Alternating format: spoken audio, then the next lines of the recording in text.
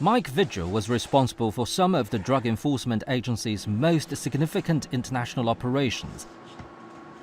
Besides taking on big corporations, he believes the government can also mobilize ordinary people in this war against the drugs.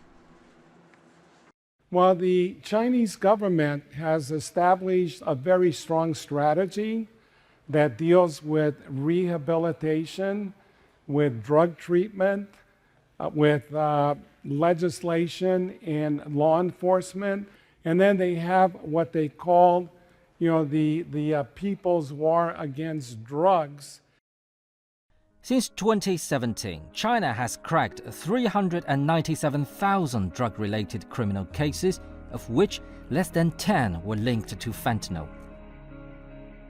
511,000 criminal suspects were arrested and 278 tons of drugs were seized.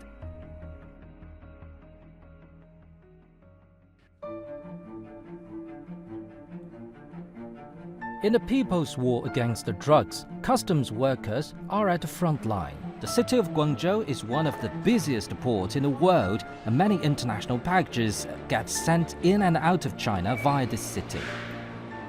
The customs have introduced more effective measures and improved the technology to help cut off channels for drugs to be transported through mail. The difficulty of catching criminals who operate in the shadows of the dark web and the problem of illegal drug production, trafficking and consumption affect every country in the world. But a concerted global effort to tackle the crisis could be the solution. Instead of accepting responsibility for its own problems, once again the US preferred to shift the responsibility by claiming that fentanyl came from China.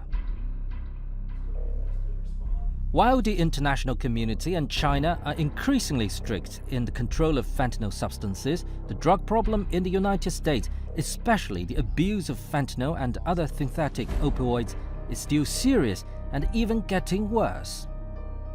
The number of deaths from drug overdoses in the US reached the highest level on record in 2021, according to a provisional data report released by the US CDC on May 11th of 2022.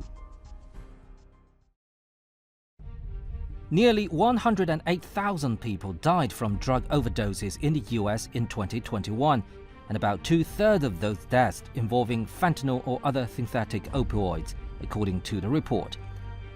That's about one American overdose death every 5 minutes.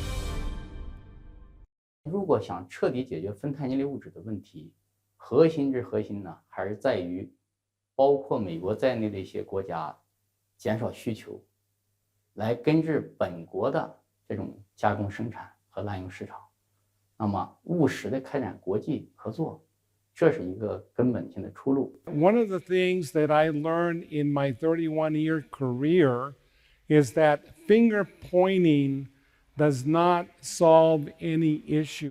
But I have to applaud the Chinese government for everything that they're doing against this opioid epidemic. There's still a lot of work that needs to be done between the United States and China.